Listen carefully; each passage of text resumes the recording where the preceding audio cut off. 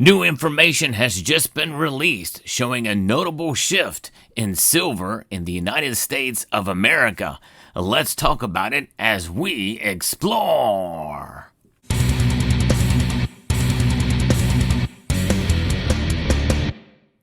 This is actually very good news, I think, for silver in the United States, something that has been long overdue, and it's really been made more apparent and more important based off the new designation for silver that we talked about recently on this channel. The numbers have come out for the top 10 silver-producing countries around the world, and wait till you hear about the United States. And there's another country I want to talk about too that is very important with regards to silver production. They're going to have a dramatic impact overall in the silver market, and especially with our relationship with this country in the coming weeks, months, and years. Now, Vanguard has just published some new numbers for silver production around the world. The top silver producers is pretty amazing. Some of these will not be a surprise, others will as we get into this, but nonetheless, we can also increase our silver stack from the silver produced in these countries by buying our metals from Summit. Summit Metals is the place to go to check out and see what they have. They have competitive prices, excellent customer service, and fast shipping times too. They really are growing fast, so check them out. Click on the link in the description of the video below. And let's talk a little bit about what's happening here with these top 10 silver producing countries.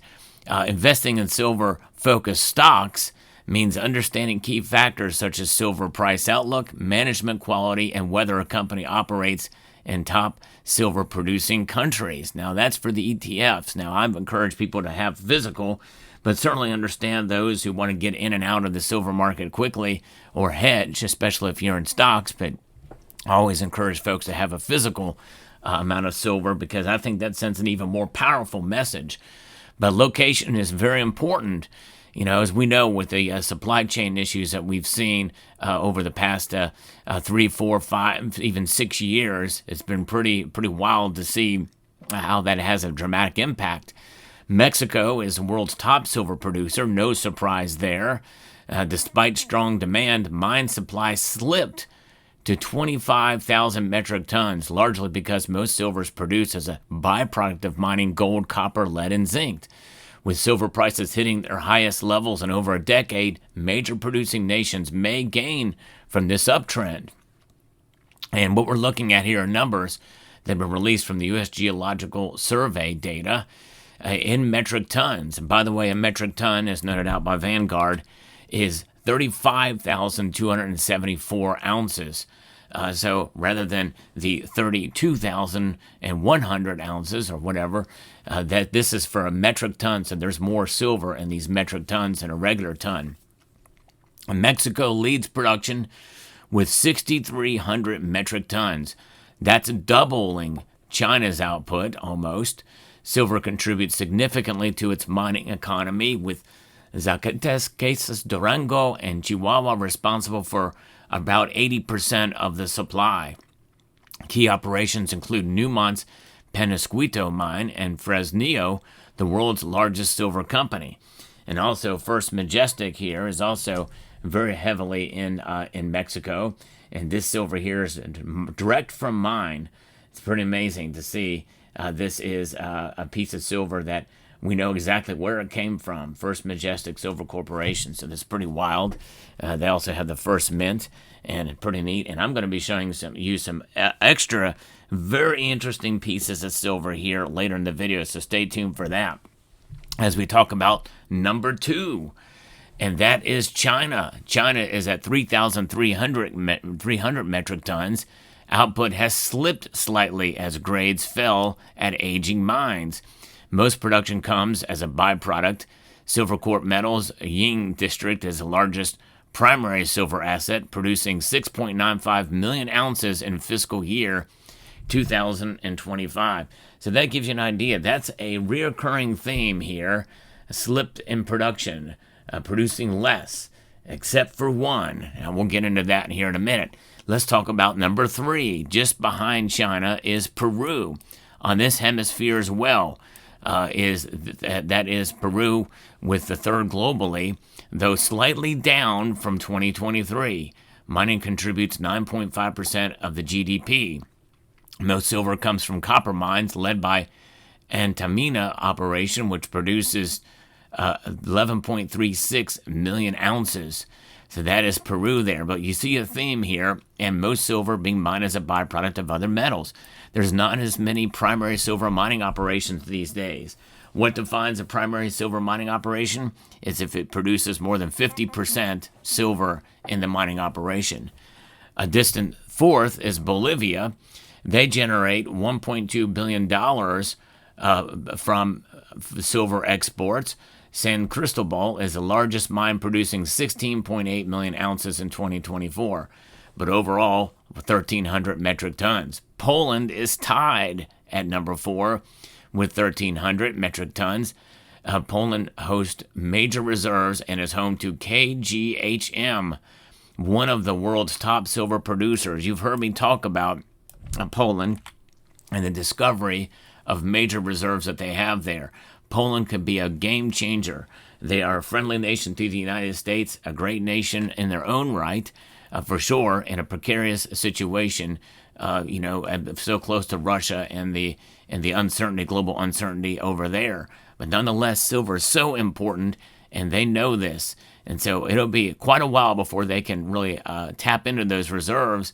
It's going to take some time, but nonetheless, they could be a big player down the road and could definitely bump up in status, surpassing the number 4 and maybe even number 3 spots. We'll see. Now, Chile is slightly behind Poland with 1,200 metric tons. Production has slipped, another reoccurring theme there, slipped production amid weaker copper output. That's right, silver's mostly a copper byproduct. Codelco's operations remain key. So that is remarkable to hear, to see how far it has slipped there, because copper production has slipped. So therefore, if we see demand rise in copper, which is also, by the way, noted as a critical element, critical mineral, along with silver by the United States Geological Survey, this means that we could see things turn around there in Chile as well, depending on how trade is with the United States and getting it in. Number 6 is pretty much slightly lower than Chile, is Russia. And also they have declined slightly. No surprise there in some ways. Mangazeya Plus is now the leading producer after acquiring assets previously owned by Polymetal there in Russia. But of course, they need silver for their military applications especially. So definitely. Now, slightly behind Russia is the United States, with the only one that is actually rising year over year in production. That's right, 1,100 metric tons in the United States, with mines in Alaska and Idaho leading. Hecla's Greens Creek is the top producer. That is big news, especially after these numbers have come out before the designation, or they're representing the time frame before the designation of silver as a critical mineral. So this is absolutely important. A game changer, I think, as I think we may see silver mining increase dramatically. Domestic silver production, I think, is going to be key. I've already talked about a copper explorer that is going to be making its way in the United States, in continental United States, and silver could be a byproduct of that operation as well too. So watch the United States. This is huge here in the U.S. And as we see, it's the only nation so far that I've seen here that has actually increased output of silver mining year over year. Australia is behind as well. They're 1,000 metric tons. It's mostly byproduct driven, and the Cannington mine remains the major contributor there. And but the only other nation that is actually rising is Kazakhstan. Output is continuing to climb, supported by the Kaznik Complex joint venture, but they are, other than that, it's climbing there. But the United States, I think, is going to be key, because of the new designation and the resources that the United States has compared to Kazakhstan.